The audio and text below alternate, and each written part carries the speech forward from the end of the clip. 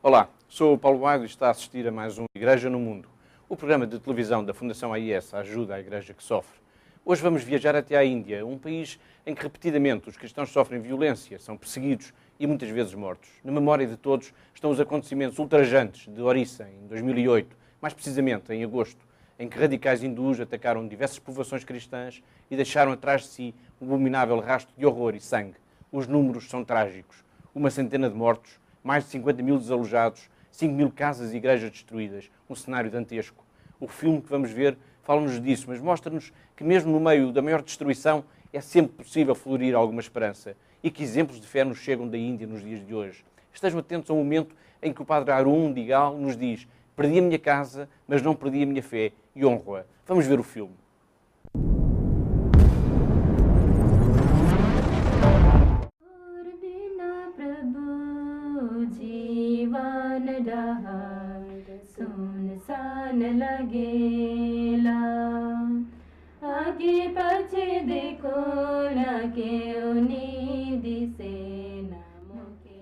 A irmã Kiran e a irmã Sarojini preparam-se para outro longo dia de trabalho. Elas pertencem à ordem religiosa da Society of Jesus, Mary and Joseph. Nada as perturba durante as suas preces matinais, nem mesmo o forte cheiro a fumo, uma triste recordação do mês de agosto de 2008. Nessa altura, este centro de educação católica estava em chamas. Os fundamentalistas hindus do estado indiano de Orissa incendiaram cerca de 5 mil casas, igrejas e centros pastorais pertencentes à minoria cristã. A violência foi despoletada pelo assassinato de um prominente líder nacionalista hindu. Este foi assassinado por rebeldes de esquerda sem qualquer relação com a minoria cristã. Mas os nacionalistas hindus tiraram partido do momento para exigirem que todos os cristãos deixassem o país, uma vez que são considerados uma religião estrangeira, sem direito de existência na Índia. No final da violência, 70 pessoas foram mortas, cerca de 50 mil desalojadas e ainda registaram-se inúmeros destroços. O centro pastoral em que as duas irmãs viviam foi consertado por agora. Logo após a violência, as irmãs foram enviadas para aqui, pela sua ordem, para ajudarem os cristãos desalojados. A irmã Sarojini tinha terminado a sua educação no convento. Mary, our mother, be with us. I was telling, shall I go or not? Like that question was so many questions. Perguntava-me a mim mesma, vou ou não vou? Essa é a questão. Debatia-me com tantas questões. Não sei como levar a cabo esta tarefa. Questionava-me e orava a Deus, Senhor, ajudai-me. Não sei o que fazer, nem nunca estudei para isto. Assim me questionava e orava, mas de qualquer forma foi uma experiência diferente para mim. But anyway, it was different experience for me.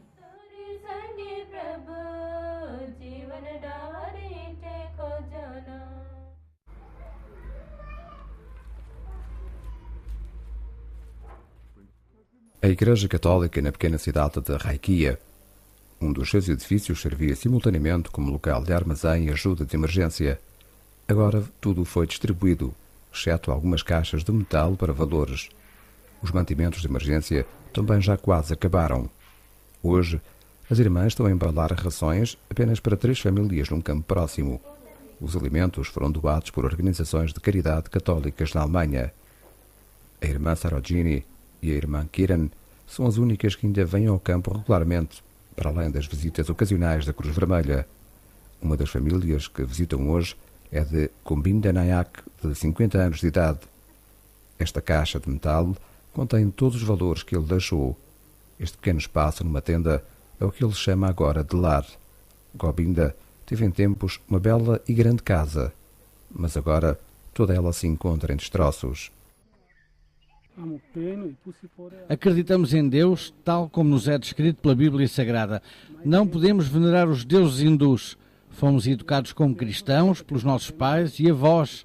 Na nossa fé, todos somos considerados iguais e nenhum sistema de castas nos declara como excomungados e intocáveis. Como não nos convertemos ao hinduísmo, destruíram as nossas casas, obrigaram-nos a sair das nossas aldeias. Ainda hoje, os fundamentalistas hindus publicitam a sua política em cartazes publicitários como este. O líder assassinado à esquerda, o seu sucessor à direita. Entre eles, o deus Krishna e o famoso e histórico líder militar Arjuna, transferindo assim o seu poder para os políticos contemporâneos. O cartaz está fixado no centro da cidade de Raikia. Sempre que as irmãs vêm à cidade, têm que passar por ele. As irmãs recordam demasiado bem a mensagem que o líder hindu assassinado não se cansava de repetir. E como líder ele afirmou: matemos os cristãos, violemos os cristãos e destruamos o cristianismo, pois eles são estrangeiros e eles que voltem para a terra deles para celebrarem a Páscoa e o Natal. Só é possível visitar o campo seguinte de motociclo. Este está localizado nas montanhas do estado indiano de leste. Hoje, as irmãs levam vestuário para os homens e crianças do campo. Para os seus vizinhos fundamentalistas hindus, os membros do grupo tribal apenas tinham uma falha: eram cristãos. Foram expulsos dos seus lares e estão agora acampados nesta clareira da floresta.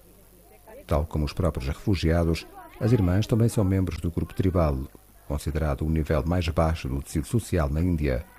Mas esta não é a única razão pela qual as duas são recebidas tão cordialmente onde quer que vão.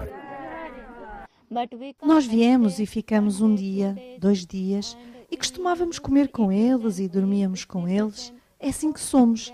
Viemos para aqui e ficamos. Quando estava no convento, costumava pensar: tenho que ir orar. É hora de orar. Mas nunca sentia que precisava de orar para a minha vida espiritual. Mas no que toca às pessoas, eu via a sua fé. É como se a minha fé não fosse nada em comparação com a deles, que é muito maior que a nossa. Um exemplo claro desta fé sólida é a família de Pramila e Godabari Pradam. Ele é um jornaleiro e um dos intocáveis. Durante muito tempo trabalhou para um agricultor local hindu que lhe prometera um bom pedaço de terra por um preço justo.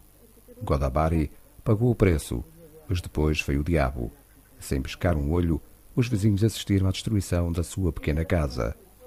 Quando a jovem mãe voltou à sua casa destruída na companhia das 2 irmãs, os vizinhos repetiram a exigência: se quiserem voltar a casa, têm de se converter ao hinduísmo. A resposta de Pramila Paradam não deixa dúvidas. No cristianismo há paz e amor. Queremos viver em paz com todos. Não quero desistir dessa ideia só por causa de toda a violência contra nós. Permaneceremos cristãos.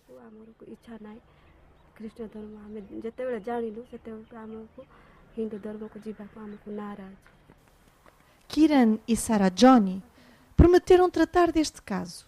Alguns dias mais tarde visitaram o escritório para obterem apoio legal. O advogado explicou aos representantes dos cristãos desalojados os respectivos direitos e leis reguladoras das indenizações pelos danos sofridos. Depois da visita ao advogado, as irmãs explicaram o caso de Godabari e Pramila. O advogado não hesitou em aceitá-lo. Está confiante de que irá obter pelo menos o montante pago pelo pedaço de terra.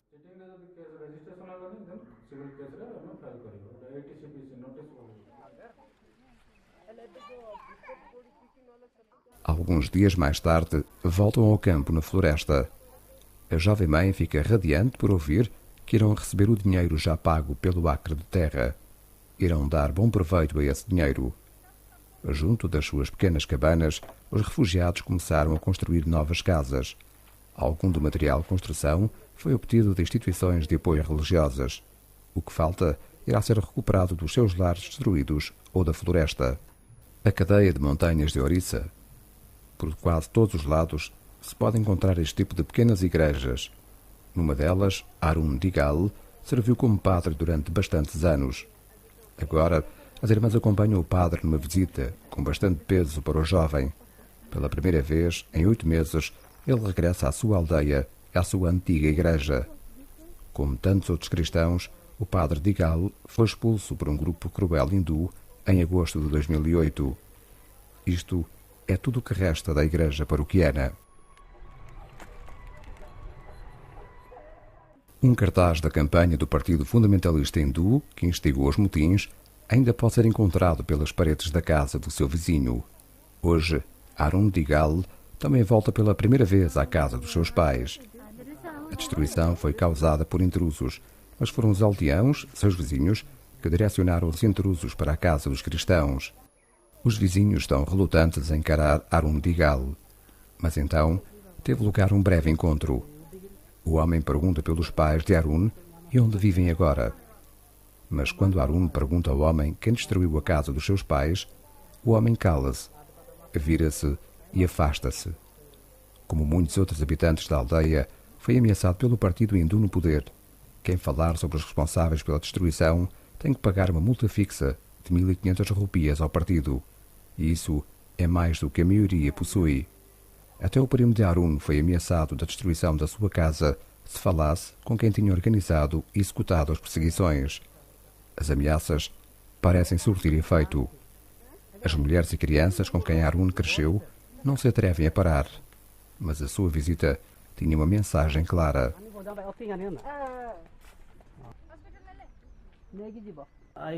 Sinto-me mais corajoso agora, porque, ao ver a destruição da minha casa, senti a minha fé fortalecer. Perdi a minha casa, mas não perdi a minha fé e vou honrá-la. Enquanto a pequena igreja de Arun jaz em ruínas, uma nova igreja está a ser construída a menos de 20 km de distância. Tal como a maioria das paróquias da região de Kandamal, a comunidade católica de Simumbadi é paróquia pobre. Sem a ajuda externa, não conseguiria levar a cabo esta construção. Por essa razão, organizações como a Ajuda à Igreja que Sofre ajudaram-na muito. Esta nova igreja, no entanto, foi planeada muito antes da violência de agosto de 2008. Mas agora, com a destruição de tantas outras igrejas na região, esta nova igreja reveste todo um novo sentido. A violência não conseguiu enfraquecer a fé cristã, muito menos eliminá-la.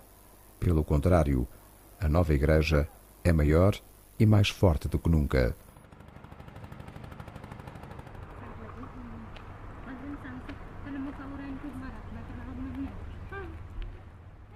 As irmãs Kiran e Sarojini estão novamente a caminho do próximo campo. Neste local, os refugiados tiveram de se defender sozinhos. Já não existe apoio para eles, nem do governo, nem da Cruz Vermelha, que ainda marca presença em alguns campos. Muitas famílias ocuparam provisoriamente os lugares desertos do mercado. Uma vez mais, o povo dirige-se às irmãs relatando o seu sofrimento. Estas mulheres contam a história de uma jovem mãe doente no hospital depois de ter dado à luz. Os pais desta rapariga não conseguem pagar a propina da escola depois de terem perdido tudo na violência de agosto de 2008. A irmã Kiran encoraja veementemente a rapariga a continuar a ir à escola, prometendo recolher o montante da propina entre as irmãs do seu convento, pelo menos para o próximo ano escolar. Quando a noite cai sobre o campo, as irmãs são convidadas uma vez mais a ficarem para jantar. Antes de partirem, deixam as suas preces com os refugiados internos.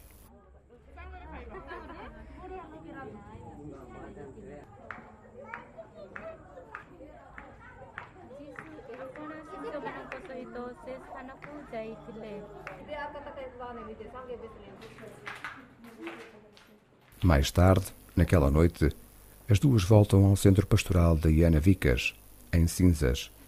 Aí vivem há 8 meses. Este período foi de mudanças profundas para ambas. Morning as I was so enthusiastic and fresh with mind and heart. As the sun goes down, I feel more exhausted, and it is not only that. De manhã sinto-me tão entusiástica e fresca de mente e coração. À medida que o sol se põe, sinto-me mais cansada, e não é só pelas viagens. Sinto-me exausta. Mas ouvir as pessoas, os seus problemas, as suas dificuldades e a forma como vivem, isso faz-me sentir ainda mais triste e cansada. Mas ao conhecer estas pessoas já não me sinto tão triste, mas antes feliz por ter chegado até elas e por a minha presença as ter tornado felizes. Não lhes levei ajuda de ordem material nem nada do género, mas a minha presença tornou-as felizes e deu-lhes algum consolo. Não estão sozinhos, alguém as apoia. Isso dá-me mais força e não sinto que ando sozinha. Antes Deus está comigo e orienta-me, levando-me junto das pessoas. Isso traz-me satisfação. So that gives me a satisfaction. धन्यवाद प्रभु तुमको मिले